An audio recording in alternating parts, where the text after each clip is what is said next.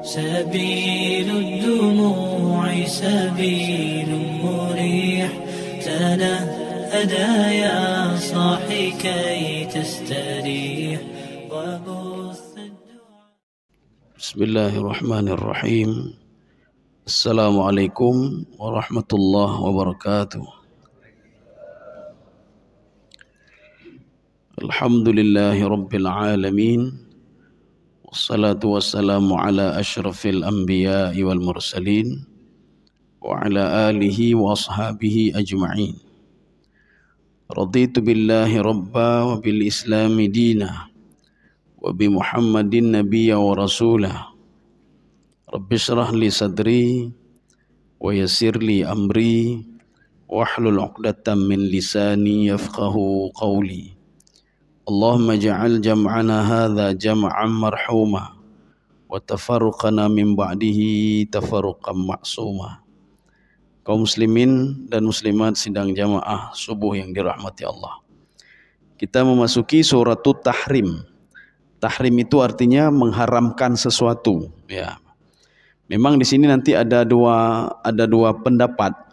Ada pendapat yang mengatakan Rasulullah mengharamkan budaknya yang bernama Maryah Qibtiyah untuk beliau.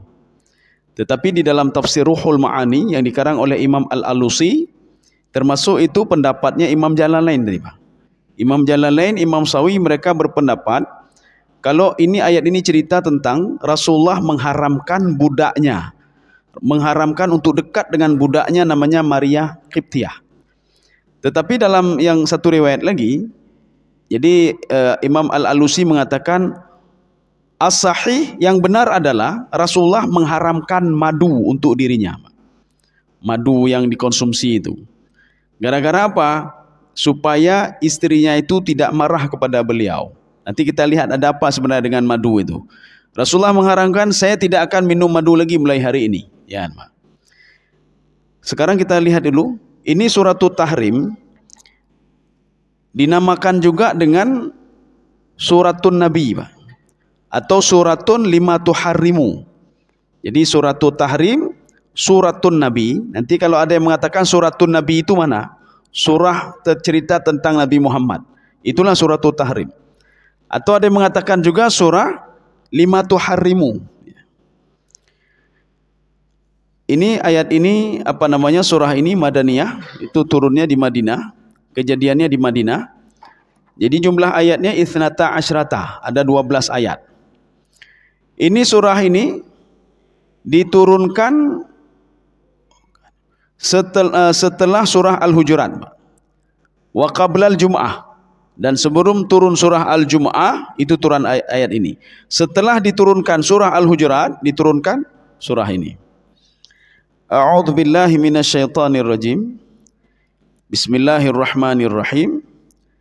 Ya ayyuhan nabi. Ini perlu kita kita kaji sedikit. Panggilan Allah kepada Nabi Muhammad itu tidak memanggil nama langsung, Pak. Tidak ada panggilan di Al-Quran ya Muhammad. Tidak ada panggilan nama langsung. Beda dengan nabi yang lain, ya Adam, ya Yahya, ya Zakaria. Jadi nama langsung dipanggil. Tapi Nabi Muhammad tidak. Nabi Muhammad terkenal di dalam Al-Quran dengan panggilan ya ayyuhan nabi. Itu dalam bentuk mufrad. Mufrad itu satu. Kalau Allah memanggil ya ayuhan nabi, tidak ada lain ini untuk Nabi Muhammad sallallahu alaihi wasallam. Satu lagi, ya ayyuhar rasul. Tidak ada panggilan itu kecuali untuk Nabi Muhammad sallallahu alaihi wasallam. Kecuali kalimat rasul itu dijamakkan menjadi banyak. Rasulun, rasulani, rusul. Seperti di juz 3, Pak. Tilkar rusulu faddalna ba'dahum ala ba'd. Itu yang dimasukkan rasul di situ, rasul. Jadi rasul dari terus sampai dengan Nabi Muhammad sallallahu alaihi wasallam. Itu untuk semuanya. Tapi kalau ya ayyuhar rasul, tidak ada lain itu untuk Nabi Muhammad sallallahu alaihi wasallam. Artinya ayat ini untuk Nabi Muhammad sallallahu alaihi wasallam. Walaupun ayat ini untuk Nabi, Imam Sya'rawi mengatakan di dalam tafsir beliau, kullu khitabin lin nabi khitabun li ummatihi. Setiap ada dialog Allah untuk Nabi Muhammad sallallahu alaihi wasallam, dialog ini juga berlaku untuk umat Nabi Muhammad sallallahu alaihi wasallam. Artinya kita nak boleh sembarangan mengharamkan, Pak. Saya nak suka ini, saya haramkan ini untuk saya. Saya nggak suka ini, saya haramkan ini untuk saya. Karena pada masa Nabi Yakub alaihissalam, Nabi Yakub alergi makan onta, Pak. Sehingga Nabi Yakub mengatakan onta haram untukku. Karena dulu belum ada syariat. Arti syariat begini. Kalau di dalam fikih Islami wa adilatuhu, asyariatu kullu ma takallafa ila abdin fahuwa syariah. Setiap yang dibebankan kepada seseorang itu mukallaf itu syariat namanya, Pak. Ya, buta tepu katanya. Syariat Islamnya pu syariat Islam, ya, Pak.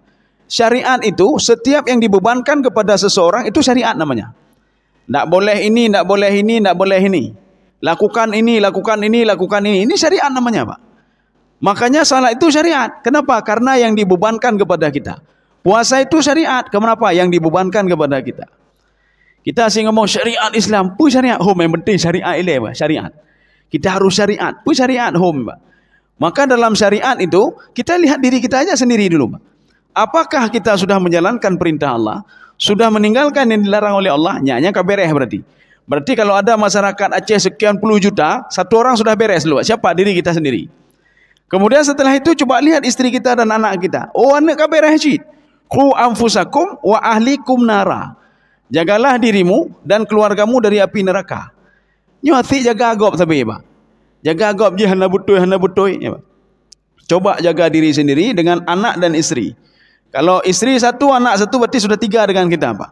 Artinya kalau penduduk Aceh ini sekian puluh juta, ya, Pak. 4.000 ya, 6.000 atau berapa? Berarti 3 orang ini sudah menjalankan syariat kabereh. Itu belum keluarga lain.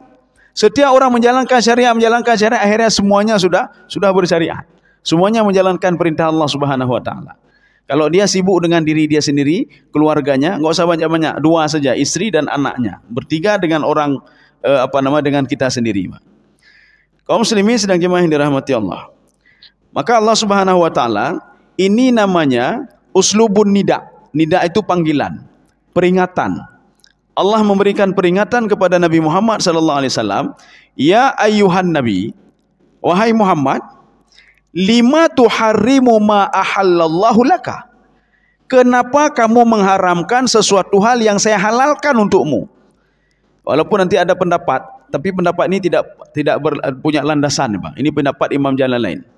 Imam Jalalain mengatakan, cerita ini adalah ceritanya Maria Qibtiyah.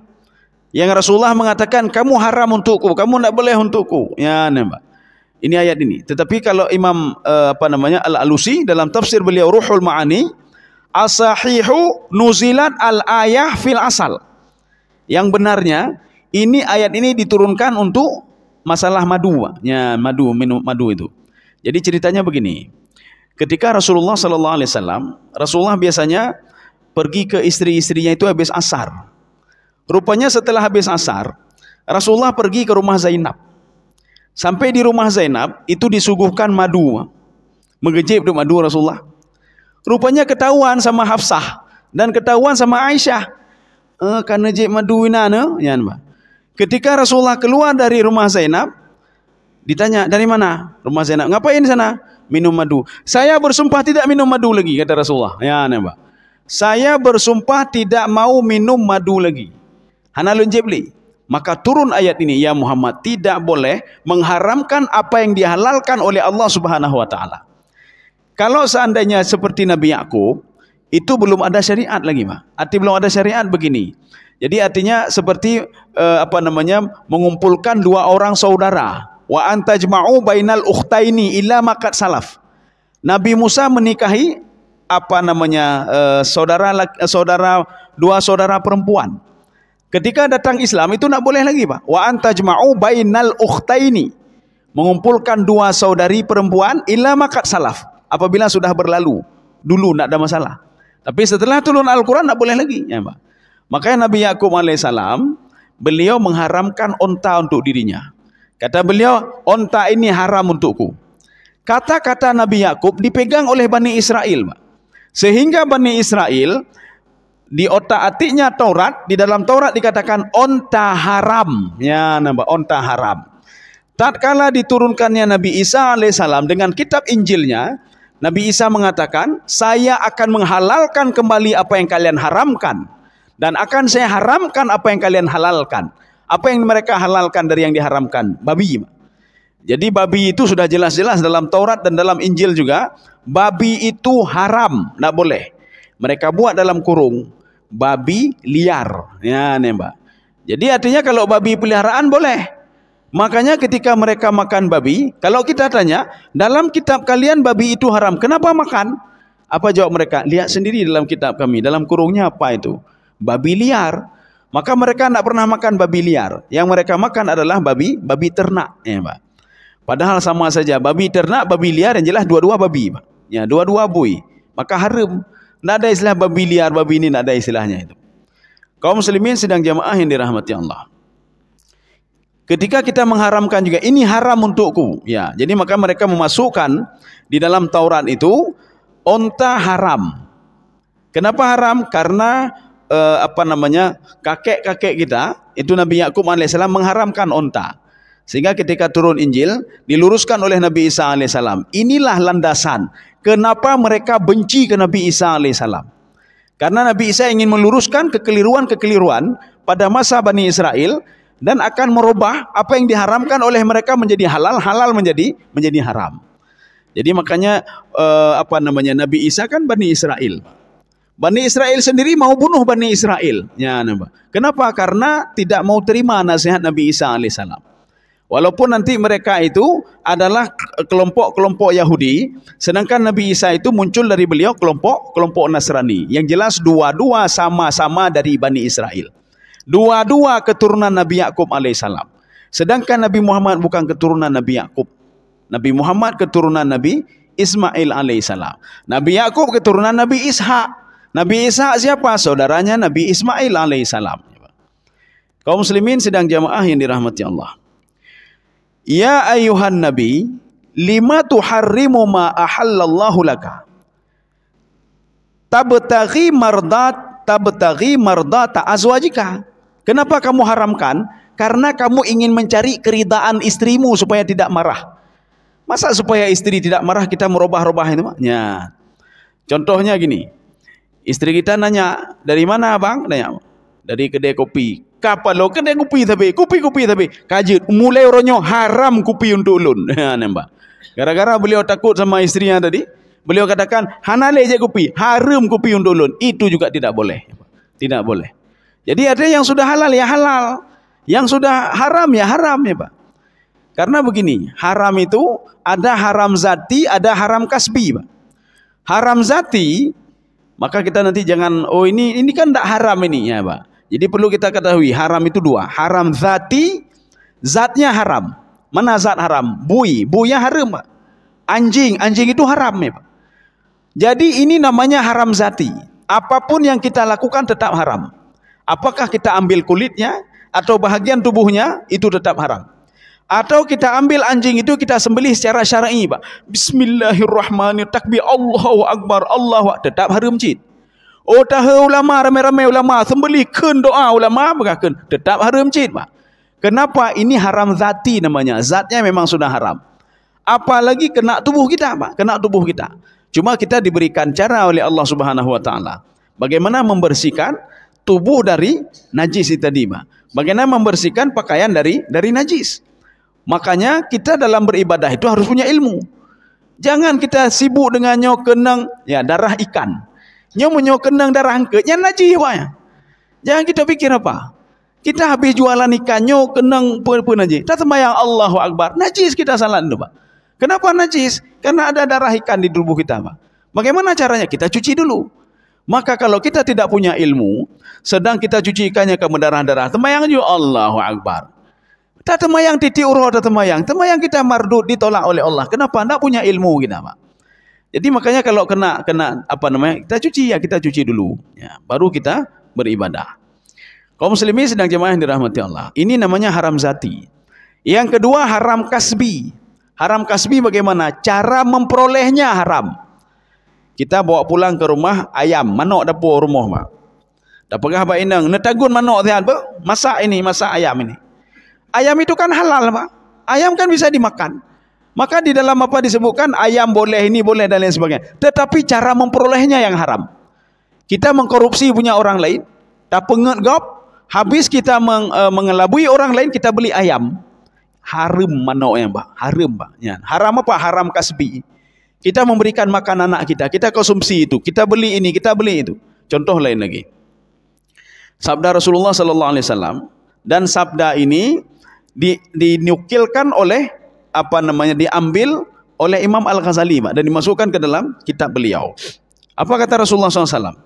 Apabila seseorang membeli baju harganya 10 dirham. 1 dirham itu kira-kira 60.000. 10 dirham berarti 600.000 dia beli baju. Dalam satu baju ini ada 1 dirham yang haram. Jadi 100.000 haram. Karena Pak 100.000 itu pengetgopnya, Pak. Kita bohongi orang lain. Kemudian kita ambil 100.000, kita campur dengan duit kita 500.000. Harga baju 600.000, kita beli. Maka Rasulullah mengatakan, salatnya tidak akan pernah diterima oleh Allah Subhanahu wa taala. Salatnya enggak akan diterima. Maka kalau kita salat 10 tahun, 20 tahun kita terus beribadah dengan baju ini, selamanya tidak akan pernah diterima ibadah kita. Kenapa? Dalam 10 dirham ada 1 dirham yang haram. Maka hati-hati, Pak. Menggunakan yang haram apalagi dalam beribadah. Kemudian memberikan makan anak yang haram. Anak yang haram itu akan membentuk karakter pada diri seorang anak. Maka jangan pernah kita, ini kenapa anak ini kok enggak anak saleh, kok enggak jadi anak saleh? Bagaimana mau jadi anak saleh, Pak? Kalau dia makan yang haram, ya, Pak. Dia makan yang haram. Makanya ada orang tua yang dia menjaga anaknya supaya menjadi seorang penghafal Quran, dari makanannya terus dia jaga, Pak. Makanan baik pajuh yang haram, semua dia jaga, minuman begitu juga, ya, Pak. Sehingga apa? Betul-betul menjadi seorang penghafal Quran. Ini bagaimana penghafal Quran setiap bulan uang haram kita ini kan untuk dia, Pak. Uang haram terbeda aja, uang haram terbeda aja, Pak. Ya, untuk anak ini. Akhirnya dia tumbuh dengan hal yang haram. Kaum muslimin sedang jamaah yang dirahmati Allah. Jadi Allah mengatakan tadi haram kasbi, Pak. Jadi haram dua, zati dan kasbi. Maka kalau kita ingin makan sesuatu, mengkonsumsi sesuatu, lihat dulu. Ini zati apa bukan? Oh, bukan zati. Bukan haram zati ini, Pak. Kenapa? Ini halal. Kita lihat lagi. Ini apakah diperoleh dengan yang haram? Oh, kalau diperoleh saya tidak mau makan. Mana contohnya? Ini termasuk kategori warak. Warak sudah level tinggi, Pak. Kalau kita masih warak level 1, Pak. Ini level 3 sudah. Kalau warak level 1, itu meninggalkan sesuatu hal yang diharamkan oleh Allah. Itu warak level 1. Makan ini haram, ambil punya orang haram, makan yang ini haram, ini tidak boleh buat, ini haram. Maka kita tinggalkan. Ini namanya warak level 1. Ketika kita tahu itu haram, kita tidak mau berbuat. Ini menzalimi orang lain haram, berdosa, kita tidak mau buat. Ini warak level 1. Warak level kedua, ketika dia menjumpai hal-hal yang syubhat. Syubhat bagaimana? Antara iya dan tidak. Ya, nih, Pak. Ini harta saya apa bukan? Ragu-ragu. Karena sudah bercampur dengan harta anak yatim. Karena ragu-ragu, dia tinggalkan begitu saja. Ya sudahlah, ambil untuk anak yatim semua. Paling enggak pahala mendemai kelun. Ya, nih, Pak. Ini yang kedua juga jarang nih, Pak. Jarang. Biasanya nyokap methili harta tanya, alah kakek kelun mentangkan nacip penglun di sini. Ya, nih, Pak. Ya. Artinya dia hal-hal syubhat itu hendak tak dipikir, Pak. Tapi orang warak pada level yang kedua, hal yang syubhat itu dia pikirkan, nih, Pak. Saya tak mungkin makan ini. Ini ada indikasi haram ini. Ya, nih, Pak. Ada syubhat ini. Maka nak mau dia konsumsi. Yang ketiga, ini level paling tinggi ini, Pak. Warak terhadap hal yang halal. Ya, Pak. Warak terhadap hal yang halal. Seseorang dapat undangan dari si A. Si A ini seorang pemborong nih, Pak. Seorang pemborong lah. Seorang pengusaha. Pengusaha ini mengundang si A. Ketika si A pergi ke tempat undangannya, makanan itu, si A terbayang, waduh, bapak ini kan hasil pada meju atau gop, Pak. Ipungut gop, icu gop, atau gop, iku pukurung dimangan. Nak mau saya masuk yang haram ke dalam perut saya. Walaupun yang makan haram adalah beliau. Ya, Pak. Jadi ketika dia datang situ, dia memenuhi undangan dan dia tidak makan. Nanti kalau ditanya, kenapa kamu tidak makan? Berdosa kamu. Yang wajib itu adalah memenuhi undangan. Tidak ada makan, ada disebutkan. Hendaklah wajib makan, tidak ada, Pak. Wajib memenuhi undangan. Maka kalau diundang seseorang, kita sedang berpuasa, Pak. puasa Senin atau puasa Kamis. Diundang oleh seseorang, nggak boleh kita ngomong, saya puasa. Harus datang, Pak, wajib datang. Kita datang ke situ, walaupun tidak makan dan tidak minum. Karena memenuhi undangan itu wajib, ya Pak. Kecuali kita punya unsur. Umah hanjit lonjak, sebab saya pergi, entah kemana saya pergi, ya Pak. Tapi kalau kita bisa pergi, artinya Pak, undangan itu wajib. Jadi walaupun kita telepon, rugo lonjak, hana lebajuh tapu, itu pajuh itu urusan lain, Pak. Sekarang undangan dulu, ya Pak. Maka jangan marah kita tatkala datang undangan tidak makan. Bisa saja dia berpuasa, bisa saja dia alergi atau bagaimana. Kaum muslimin sedang jemaah yang dirahmati Allah. Ini wara' sudah level-level ketiga. Dia teliti sekali untuk melihat apakah ini halal atau haram. Dia teliti sekali. Ini walaupun makanan halal, saya tidak mencuri, tetapi diperoleh oleh tuan saya dengan cara yang haram. Maka dia tidak mau mendekati makanan itu. Kaum muslimin sedang jemaah yang dirahmati Allah. Halal haram tidak berpengaruh bagi apa yang kita cintai, Pak. Istri kita marah-marah kepada kita, kita katakan kakelah, nyo haram, hanjit le lomba, nyo haram. Jeb kopi haram, jeb nyo haram, je haram, hana lomba buat le. Ya namanya. Tetapi kata Allah Subhanahu wa taala, wallahu ghafurur rahim. Itu waw ibtida. Waw ibtida bagaimana? Kalaupun kita berbuat kesalahan, wallahu ghafurur rahim. Allah itu maha pengampun. Ya, nampak. Allah maha pengampun. Jadi ayat ini sebagian penafsir mengatakan begini. Bukan berarti Nabi Muhammad buat dosa besar, itu tidak, ya. Setiap tingkah laku Nabi Muhammad itu sudah dikontrol oleh Allah. Salah satu hikmahnya apa? Allah akan mengajarkan umat Muhammad melalui Nabi Muhammad sallallahu alaihi wasallam. Kalau bukan melalui Nabi Muhammad, melalui siapa lagi, Pak? Artinya umat Muhammad jangan sampai mereka mengharamkan sesuatu gara-gara orang lain. Umai nenglun bengeh menyelun pegak bino kakaknya haram lu haile lun haram ya nampak. Saya mengharamkan kopi. Kenapa? Istri saya benci sekali kepada kopi. Maka saya haramkan juga kopi. Oh, itu tidak bisa, Pak. Istri saya benci, saya harap pergi mancing. Maka mancing haram bagi saya. Itu tidak boleh juga. Tidak boleh juga, Pak. Kecuali pancingnya kita curi punya orang lain, ya Pak. Hasilnya juga haram. Maka hati-hati, Pak. Kita mancing itu kan halal, boleh, dibolehkan, ya Pak. Boleh mancing itu, Pak. Tetapi kailnya mancing itu kita curi punya orang lain, ya Pak. Ini yang membuat haram, Pak. Maka ini namanya haram kasbi, Pak. Contoh lain lagi. Kita berwudu di masjid. Air wudu kan air masjid, Pak. Cuma haramnya di mana?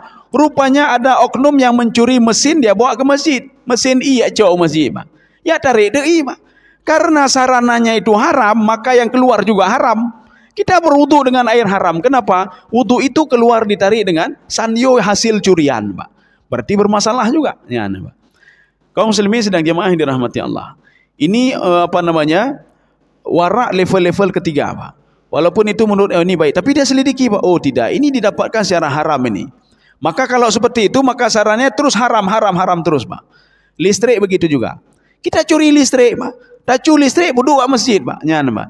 Kita menggunakan ini, Pak. Kita bilang, oh ini nggak ada masalah. Karena diperoleh dengan haram, maka juga berdosa juga. Ya. Maka kalau nak tahu, nak apa-apa. Tapi jangan, tidak mau tahu. Ya, Pak. Alah, bet tapi fikir kan. Hanya tapi fikir kenang. Bet tapi fikir, ya, Pak. Kita bet tapi fikir, Pak. Dia kan tempat ibadah, ya, Pak. Jadi jangan bet tapi fikir. Hanya tapi fikir, itu pasti yang haram. Ya. Harus kita pikirkan, Pak. Karena itu masalah ibadah, ya. Ghafurur Rahim. Allah itu maha pengampun. Ghafur itu sirah mubalaghah. Artinya apa? Pengampun, kalau kata Ibnu Abbas begini. Pengampun walau aulufu marrah. Walaupun 1000 kali kamu berbuat dosa, kamu akan diampuni oleh Allah. Tapi dalam tanda kutip bukan dosa besar, Pak. Dosa besar diberikan kesempatan hanya berapa kali saja. Setelah itu tidak ada maaf lagi, Pak. Terutama masalah syiriknya. Syirik itu seorang dia syirik kepada Allah kemudian dia beriman. Seorang dia syirik, dia beriman kemudian syirik. Kemudian dia beriman lagi, ketika syirik sekali lagi, lan tuqbala taubatuhum. Tidak akan pernah diterima taubatnya lagi. Kenapa? Karena sudah 2 kali syirik, Pak. Syirik yang kedua tidak pernah diterima lagi taubatnya oleh Allah Subhanahu wa taala. Kaum muslimin sedang jemaah yang dirahmati Allah. Pertanyaannya begini. Kalau Allah itu Ghafurur Rahim, kenapa iblis sampai sekarang tidak dimaafkan dosanya oleh Allah? Padahal ada di dalam kitab Riyadhus Shalihin, ada seorang pemuda yang sudah membunuh 100 orang ulama dia bunuh. 100 orang dia bunuh. Tapi kenapa diampuni oleh Allah? Iblis kesalahannya simple sekali iblis, Pak. Tapi sampai sekarang kenapa tidak diampuni oleh Allah Subhanahu wa taala? Pemuda tadi kepala orang lain dia penggal, Pak. Tetapi ketika meninggal, dia itu indikasi masuk ke dalam surga ada. Kenapa? Karena dia bertaubat, ya. Iblis kenapa tidak diterima taubatnya oleh Allah Subhanahu wa taala? Padahal kesalahannya sedikit. Sedikit itu bagaimana? Aba wastakbara. Aba itu enggan untuk untuk memberikan ini kepada Nabi Adam alaihissalam, tunduk ke Nabi Adam. Yang kedua istakbara. Istakbara itu apa? Dia merasa lebih, Pak. Saya kan lebih hebat dari ini. Cuma itu saja. Gara-gara hal itu ibadah-ibadahnya semua dicoreng oleh Allah Subhanahu wa taala. Dan kenapa sampai sekarang tobatnya tidak diterima oleh Allah? Ini ada di dalam kitab Ihya Ulumuddin. Imam Al-Ghazali bercerita begini. Salah satu nabi yang paling banyak berdialog dengan Allah adalah Nabi Musa alaihissalam. Pada suatu hari, Nabi Musa ketemu dengan iblis. Ketika Nabi Musa akan beribadah, Nabi Musa ketemu dengan iblis. Iblis ini selalu mengikuti Nabi Musa alaihissalam. Sampai malaikat mengatakan, celaka kamu iblis. Nabi Musa nih ikuti Nabi. Ya, nampak. Apalagi orang-orang lain. Nabi Musa orang yang setiap hari beribadah kamu ikuti. Seorang Nabi, seorang Rasul. Belum model-model katanya, Pak. Ya, nampak. Nabi Musa diikuti selalu. Apalagi model-model kita bukan Nabi, bukan Rasul, bukan ulama pun, Pak. Jadi lebih-lebih lagi. Ya. Jadi ketika itu apa kata iblis? Wahai Musa, nanti ketika kamu ketemu dengan Allah, kamu tanya, apa syarat untuk diterima taubat? Saya mau bertaubat ini, kata iblis. Lu tidak taubat. Sudah lelah sekali saya. Saya lelah sekali, saya kalau seperti ini terus saya. Dilaknat oleh Allah, dibenci oleh Allah, dan sudah dicap sebagai penghuni neraka. Tolong tanya sebentar kepada Allah, apa syarat untuk bertaubat? Sebenarnya kita begini bisa melihat tingkah laku iblis, Pak. Iblis kenapa tidak berani ketemu langsung dengan Allah? Kenapa tidak ngomong langsung dengan Allah? Iblis, Pak. Karena malu, Pak. Ya, Pak. Maka iblis, sifat malu itu ada sama iblis. Katanya, nanti pun malu, Pak. Ya, Pak. Sudah berbuat dosa tapi tidak mengakui dosa juga. Iblis diakui dosanya, bukan tidak diakui, Pak. Dia mengakui dosanya kepada Allah. Yang kedua, iblis itu takut kepada Allah. Ya, Pak. Iblis takut kepada Allah. Sehingga iblis mengatakan, inni akhafullah. Saya takut sekali kepada Allah Subhanahu wa taala. Makanya salah satu surah yang ditakuti oleh iblis ketika diturunkan surah Al-Fatihah. Ya, Pak. Ketika diturunkan surah Al-Fatihah, iblis itu takut sekali.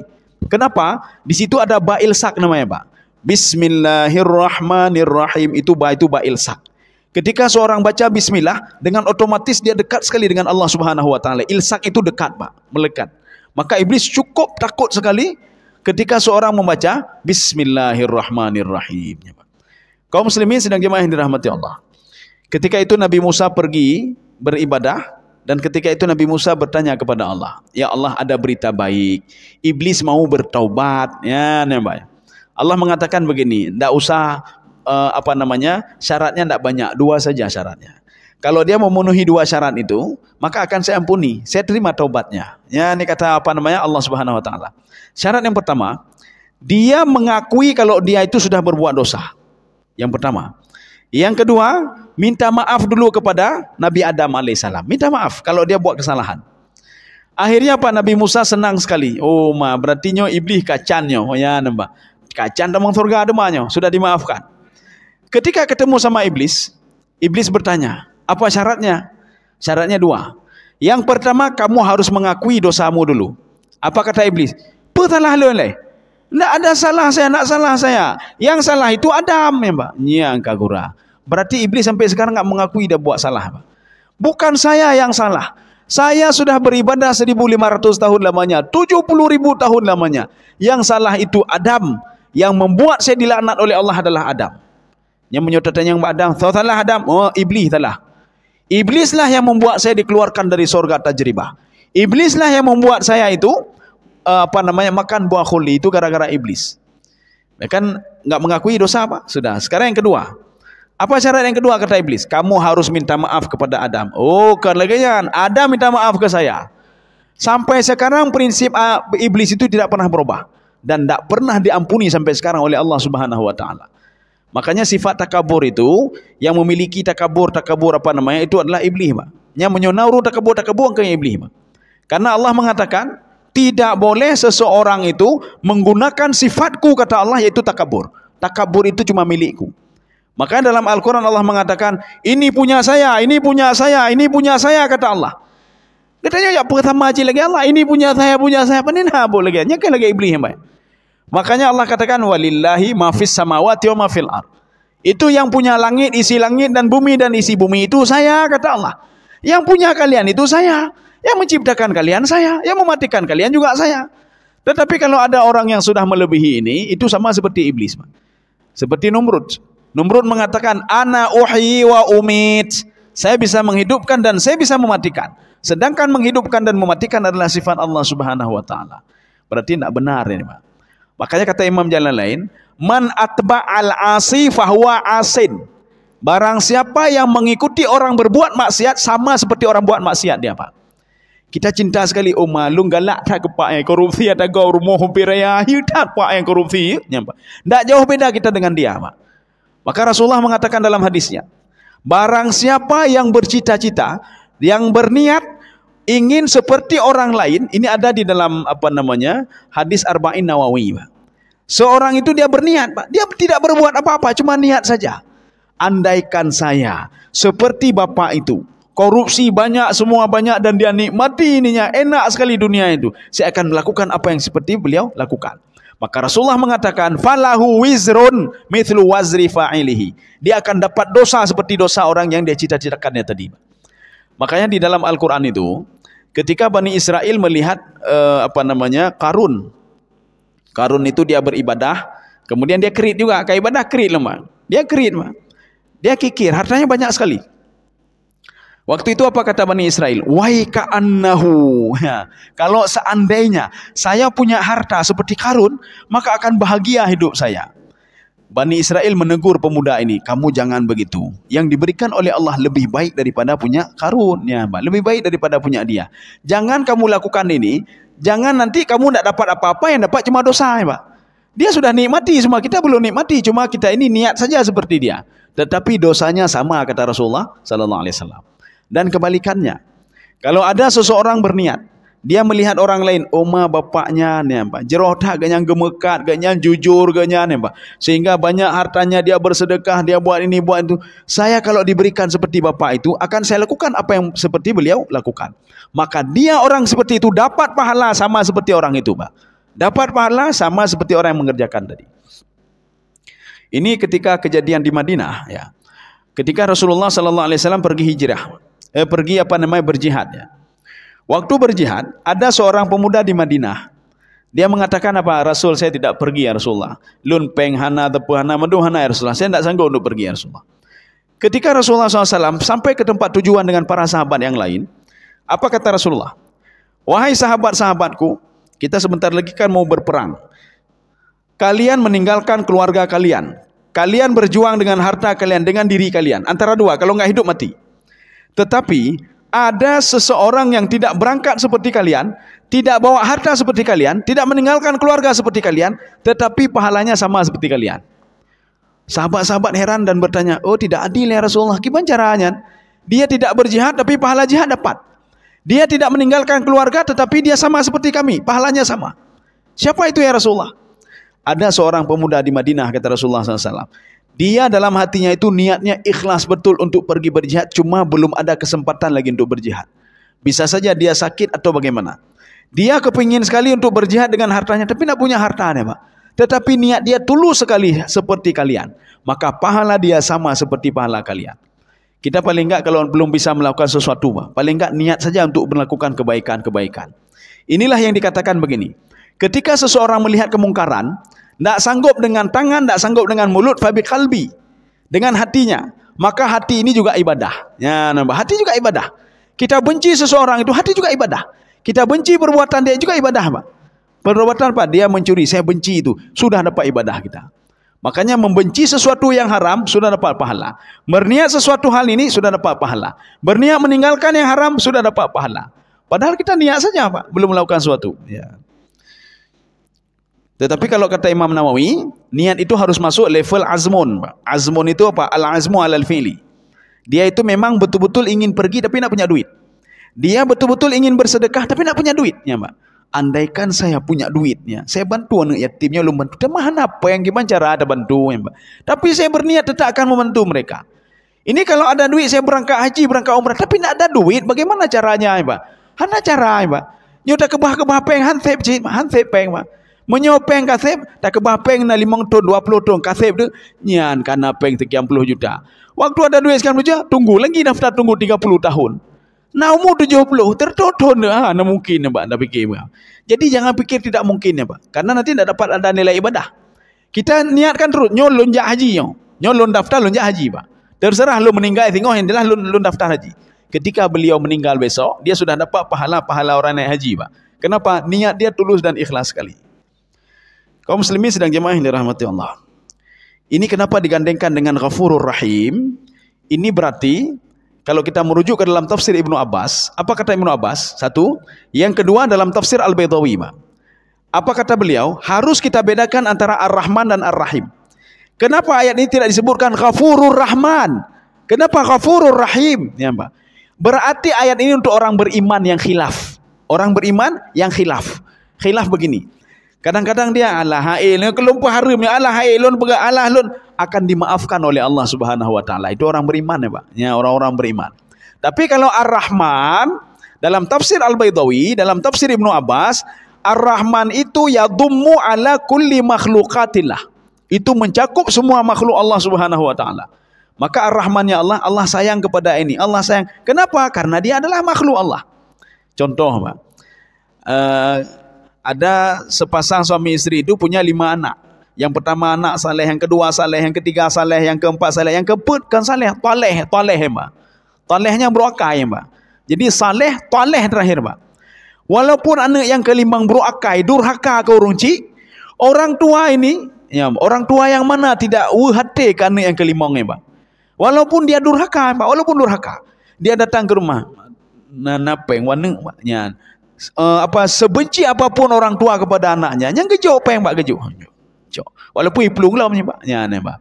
Jadi artinya kasih sayang itu akan selalu ada di dalam hati orang tua, walaupun anak ini tidak bisa diambil manfaat sama sekali, Pak.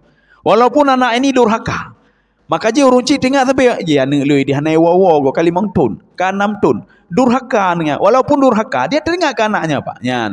Allah begitu juga. Walaupun dia tidak teringat kepada Allah, dia menyembah patung, sifat Ar-Rahman Allahnya ini, kata Imam Al-Baydawi, itu mencakup kepada semua makhluk. Maka diberikan semuanya oleh Allah Subhanahu wa taala. Ya. Maka ayat ini namanya na'at man'ud di dalam kajian ilmu nahwu. Kenapa na'at man'ud? Allah itu maha pengampun, lagi maha penyayang bagi orang beriman. Ya. Jadi begini, kata Ibnu Abbas, Ar-Rahmanu fid dunya, Ar-Rahimu fil akhirah. Rahman itu di dunia, Rahim itu di akhirat. Akhirat itu kapan? Kata Imam Al-Qurtubi, akhirat mulai dikira akhirat ketika infasala ruhu wal jasad. Roh dan jasad itu sudah terpisah, itu sudah akhirat namanya. Makanya kalau orang mukmin yang berbuat kekhilafan, ketika dia meninggal dunia akan dimaafkan itu oleh Allah Subhanahu wa taala, dimaafkan oleh Allah. Ini tidak ada masalah, saya maafkan. Ya, karena kamu khilaf. Apalagi kamu punya anak yang saleh. Punya anak yang saleh yang berdoa kepadamu, dosa-dosa kecilmu itu akan hilang. Mana contoh? Saya mengambil di dalam tafsir Sya'rawi. Imam Sya'rawi mengatakan begini. Ada seorang pemuda, ketika dia mau meninggal dunia, dia melihat dosa-dosanya yang banyak sekali, Pak. Lalai sembahyang, lalai nyo, lalai je. Umar kapalo dosa lu, kau jai lah kau. Karena baju kan bertumbuk menjadi le, Pak. Ya, Pak. Lalai nyo, lalai je, semengegak, lalai pupuk ya, Pak. Dia takutnya luar biasa. Ketika dia meninggal, nampak semua dosa-dosanya, Pak. Ya, nampak semua dosanya, terbayang semua. Akhirnya dia meninggal dunia. Ketika dibangkitkan di padang mahsyar, dia tidak melihat lagi dosanya, Pak. Sehingga dia bertanya kepada Allah, ya Allah, kok dosa saya enggak ada lagi? Ya ubu-ubu kahanale, lalainya, lonyo, lalai pupu lembaga, pekahanale. Dijawab oleh Allah Subhanahu wa taala. Kamu tidak tahu ya? Kamu punya anak saleh. Ya, nampak. Anak saleh ini setiap hari dia berdoa untukmu. Habis sembahyang berdoa, Rabbighfirli wali walidayya warhamhuma kama rabbayani saghira. Doanya simple memang, Pak. Doanya simple. Tetapi karena yang doa itu anak kandung kamu, kata Allah, anak kandungmu itu, anak saleh dia, maka dosamu saya angkat lagi, saya angkat lagi, saya angkat lagi, saya angkat, sehingga hilang semua dosamu, habis semuanya. Gara-gara doa ni benar apa? Ya, jadi anak perlu harap doa-doa agak humlahnya mungkin naik terima, nah terima. Nyo anak kandung ro, Pak. Anak yang salehnya, Pak. Kaum muslimin sedang jemaah yang dirahmati Allah. Jadi makanya kamu itu akan diampuni rahim ketika kamu meninggal dunia, baik itu dengan doa anak yang saleh atau dengan rahimnya Allah Subhanahu wa taala. Karena kamu khilaf, ya, kamu ini dimaafkan oleh Allah, ibu maaf oleh Allah. Ya, kaum muslimin sedang jemaah yang dirahmati Allah. Kita lanjut satu ayat lagi, Pak.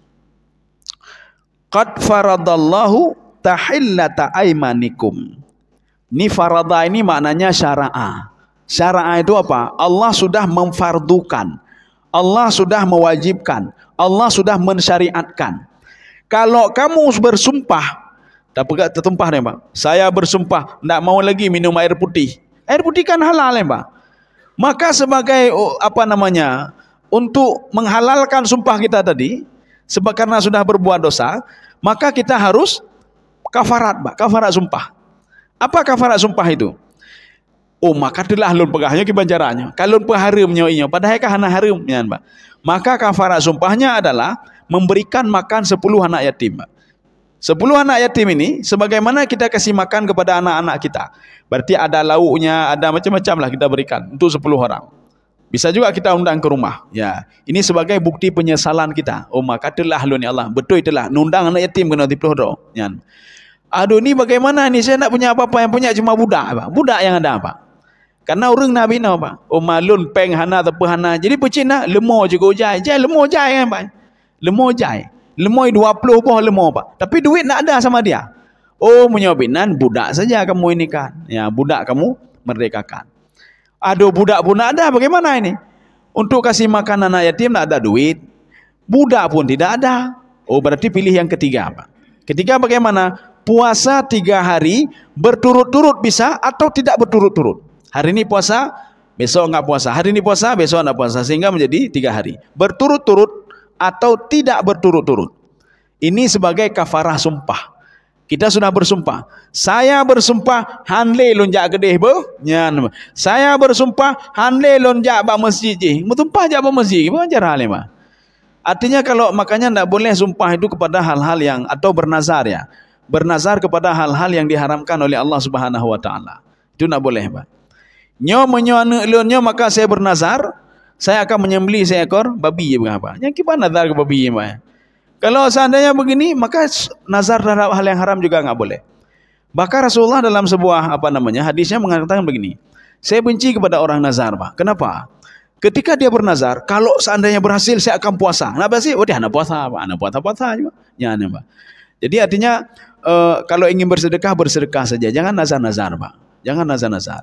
Dan Rasulullah juga membenci seorang yang dermawan setelah dia meninggal dunia. Setelah meninggal dia dermawan, ya, Pak. Sebelum meninggal kerit. Artinya dia pesan kepada anaknya, menyo ayah meninggal, nyanjih nejuk ke anak yatim, nejuk ke nyo, nejuk ke jih, ya, Pak. Itu artinya dia dermawan setelah dia meninggal. Tapi jino ya, oh jino be, hanya jual le, bentuk dia meninggal. Ya, jadi artinya apa? Allah benci kepada orang yang dermawan setelah dia meninggal. Kalau ingin dermawan terus, Pak. Jangan tunggu sampai meninggal dunia. Ya. Tahillata aimanikum, untuk menghalalkan. Kalau tadi kan haram, Pak. Jadi tidak boleh itu, Pak. Kita mengharamkan air putih, mengharamkan kopi, mengharamkan ini, mengharamkan itu. Untuk sebagai menghalalkan sumpah kita tadi, maka kita harus menjalankan kafarat. 3 kafarat tadi, Pak. Yang nomor 3 pasti sanggup dilakukan. Walaupun nak punya duit, dia bisa berpuasa. Tapi kalau nomor 1 ini enggak punya duit, bagaimana? Enggak bisa. Yang kedua enggak punya budak. Yang ketiga pasti bisa, Pak. Puasa 3 hari. Ini wujud dari penyesalan. Ya. Hokanya tembung. Wallahu maulakum wa huwal alimul hakim. Allah itu adalah maulakum. Apa itu maula? Kalau di dalam tafsir Sawi mengatakan alladzi yatawalla umurakum. Yang mengurusi urusanmu itu adalah Allah Subhanahu wa taala. Jadi kamu akan diampuni oleh yang mengurusi kamu Dari kamu tidak ada menjadi ada, rezekimu di dalam kandungan, ketika kamu berada di bumi, ketika kamu nanti meninggal dunia berada di alam barzakh, ketika kamu dibangkitkan di padang mahsyar, dan ketika kamu dimasukkan ke dalam surga. Ini namanya maulakum. Maka enggak salah sebagai wujud terima kasih kita kepada Allah, Pak. Kagejuknya gujuk, dah sedekah, apa kurang, Pak? Nak kurang harta dia. Ada kurang sedekah, Pak. Katanya napeng sekian puluh juta, tak sedekah tertuh ribu, nak kurang. Anak kurang apa? Anak kurang apa? Ya, apa? Atau bahkan kita itu kan uang cuma-cuma diberikan. Kita berikan ke orang kan tidak ada kurang sedikit pun, Pak. Artinya wujud terima kasih kita. Wujud kita teringat kepada Allah. Terima kasih ya Allah. Nyelum bantu. Terima kasih ya Allah. Yang kita gunakan itu pun kalau kita meninggal kita tinggalkan begitu saja. Pak. Tidak ada manfaatnya kalau tidak kita sedekahkan juga. Kaum muslimin sedang jemaah yang dirahmati Allah. Wahuwal alimul hakim. Alim ini adalah pernah diucapkan oleh Nabi Yakub alaihissalam ketika anak-anaknya itu membohongi Nabi Yakub alaihissalam. Ketika ditanya, ya, mana Yakub? Akalahu dzi'bu, sudah dimakan serigala, ya, Mbak. Kemudian mereka datang sambil menangis. Isya ayyabukun. Isyaan itu apa? Waktu isya rupanya, Pak. Mereka balik waktu isya. Jadi sorenya mereka itu yal'ab wa yarta. Apa beda yal'ab dan yarta? Dalam terjemahan disamakan. Mereka bermain-main. Padahal yal'ab itu bermain biasa. Yarta, permainan yang berbahaya, Pak. Bagaimana permainan yang berbahaya? Itu bisa nanti dengan tombak. Seorang main tombak ini, Pak. Itu yarta namanya, Pak. Itu hidup mati, Pak. Kalau yarta. Yal'ab biasa. Ya, lagi mainan itu yal'ab. Makanya mereka menggunakan dua kalimat. Yal'ab wa yarta. Mereka bermain permainan yang biasa dan permainan yang berbahaya. Yarta itu berbahaya. Ketika itu, mereka pulang dan mengatakan, Yusuf sudah tarakna inda mata'ina fa'akalahu dzib. Kami meninggalkan dia sedang kami sedang bermain-main dan dia dimakan serigala. Apa dijawab oleh Nabi Yakub alaihissalam? Wa fauqa kulli ilmin alim. Walaupun kalian tahu ini, tapi Allah lebih tahu lagi. Ya, Pak, ini alim, Pak. Alim itu tidak ada setelah alim lainnya enggak ada lagi, Pak. Ya, alim namanya, Pak. Jadi Allah lebih mengetahui. Nanti ada alamul ghuyub, yaitu ada juga nanti alam, artinya apa? Mengetahui, setiap ini mengetahui. Ya. Ini makna alim. Makanya ketika kita hari ini rezeki kita sedikit, atau kita hari ini tidak dapat rezeki, Allah sudah tahu apa yang pantas bagi kita. Maka terima saja dulu, Pak. Dan kita berikhtiar, Pak. Kita berusaha. Saya berusaha semaksimal mungkin ya Allah untuk bisa begini. Oh, tidak bisa juga. Saya berusaha dengan cara yang lain. Yang baik bengeh-bengeh, Pak. Yang baik tidak menerima apapun yang ditetapkan oleh Allah. Nah, apakah ambil noleh? Sudah saya susun strategi begini. Kenapa Allah menginginkan saya begini? Nyan baik tagai, baik debit, Pak. Kita jalani saja, Pak. Kita sekarang sudah berusaha. Tiba-tiba diberikan sakit oleh Allah. Nyan baik bempek benar, Pak. Pakai najak takai Allah hanjel muka. Nyan baik tagai, Pak. Allah itu alim. Sudah? Kenapa alim itu dikombinasikan dengan hakim? Hakim itu apa maknanya? Hakim itu kata Imam Syarawi, wadu'u syai'i fi makanihi. Meletakkan sesuatu pada tempatnya, itu hakim namanya. Ya, Pak. Jadi maka orang hakim itu telah meletakkan sesuatu pada tempatnya. Itu asal kalimat secara bahasa. Maka hakim di sini Allah Subhanahu wa taala sudah meletakkan sesuatu pada tempatnya. Yang cocok kamu itu miskin. Kenapa? Dengan miskin kamu terus ibadah kepadaku. Yang cocok kamu itu sakit selalu. Kenapa? Dengan sakit ini manfaatnya untuk kamu juga, ya kata Allah. Kalau saya sehatkan kamu tidak seperti ini, kata Allah. Maka kita terima saja, Pak. Ya, hakim. Kalau kita merujuk ke dalam kitab Lisanul Arab, di situ dikatakan al-hakimu huwa al-lijamu fil faras. Jadi hakim itu berasal dari kalimat apa? Pengekang kuda, Pak. Kekang kuda. Ya, Pak. Kekang kuda yang ada di leher kuda. Yang selalu ditarik kalau ke kanan, ke kiri, ke kiri. Itu namanya hakim namanya, Pak. Makanya kalau dibawa secara bahasa, Allah mengontrol apa? Kita mengontrol kuda ada tujuan. Kan sembarangan, ya, Pak. Bukan sembarangan. Kita duduk di atas kuda. Apakah mungkin kita tarik kuda supaya masuk ke dalam jurang? Tidak mungkin, Pak. Kalau kita taruh ke dalam jurang, berarti mudarat kuda itu, kita juga mudarat. Kita mencari yang terbaik untuk kuda itu. Ketika tempatnya becek, kita cari yang lain. Kita tarik sebelah kiri dia. Kamu jalan sebelah sini saja, walaupun jalannya agak susah. Tetapi manfaat untuk kamu. Ya, Pak. Begitu juga kita, Pak. Kita diarahkan oleh Allah, kamu cocoknya begini. Jalankan saja dulu. Jangan proteh-proteh dulu. Ya. Ini seperti anak kita masukkan ke pesantren, Pak. Ketika anak kita masukkan pesantren, apa pikiran anak yang antenanya pendek sekali, Pak? Hanja tapu-tapu lelun katanya Pak. Orang tua saya sudah benci saya Pak. Nak boleh ini, HP nak boleh, kendaraan nak boleh, semua nak boleh. Nak boleh makan enak-enak lagi Pak. Orang tua saya memasukkan saya ke dalam penjara. 6 tahun saya dalam penjara. Bengeh ini Pak. Dia tidak tahu orang tuanya mengharapkan sesuatu hal yang lebih daripada itu. Orang tuanya mengharapkan apa? Nyana lu bejuk ke ulama, bejuk penghafal Quran, bejuk lagi nya berjerah ya Pak. Tapi anaknya salah paham ya Pak. Ketika diarahkan oleh orang tuanya, dia berpikiran lain. Maka kita begitu juga. Ketika diarahkan oleh Allah, kamu begini ya. Oh mahai lo ni Allah ruga lo ni Pak. Jalani saja dulu Pak, jalani saja dulu. Dan sambil kita berdoa kepada Allah Subhanahu wa taala untuk jalan yang terbaik. Kita tidak tahu masa depan kita Pak. Sama seperti jangankan kita, Jibril saja tidak tahu masa depannya bagaimana. Maka Jibril pada suatu hari menangis. Ditanya oleh Allah, "Ma yubkika ya Jibril?" Kamu kenapa menangis Jibril? Apa kata Jibril Pak?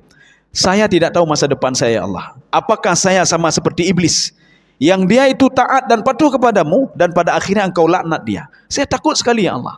Ketika itu Allah berpesan kepada Jibril, makanya kamu patuh saja kepada perintahku, taat saja yang apa aku suruh dan jangan lakukan apa yang aku larang. Nah, itu saja kuncinya Pak. Kuncinya itu saja. Maka kunci kita hidup di dunia ini dua saja. Al-amru wan nahyu. Jaga perintah Allah dan jaga larangan Allah. Ketika kita sedang berjalan, kita jaga perintah Allah. Oh, semayang, tak semayang. Oh, bayar zakat, bayar zakat. Oh, jangan buat maksiat baik pengegap ya Pak. InsyaAllah bahagia udah ini Pak. Karena kita patuh. Seorang anak yang patuh pada orang tuanya, walaupun pasal pesantren, taat dia, patuh dia, maka dia akan berhasil nanti Pak. Kenapa? Dia patuh pada orang tuanya. Tapi kalau anak tidak patuhnya, kayak pada mempenjara alunnya, harus taplung dari penjara ya Pak. Situ Pak pesantren kayak pelung Pak. Aleh kagak dah Pak.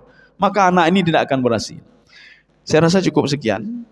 InsyaAllah pertemuan besok subuh ini artinya apa? Hati-hati kalau punya istri 2 ya, atau 3 atau 4, kita ngomong sesuatu hal rahasia kepada istri pertama. Ya, ini hati-hati ya. Ini ayat selanjutnya Pak. Atau begini, ini soalnya ceritanya tentang istri Nabi Pak. Atau kita ngomong rahasia kepada orang lain yang orang lain itu tidak bisa menjaga rahasia Pak. Sehingga nanti diketahui oleh orang lain dan hasilnya juga tidak enak kita dengar Pak. Ya.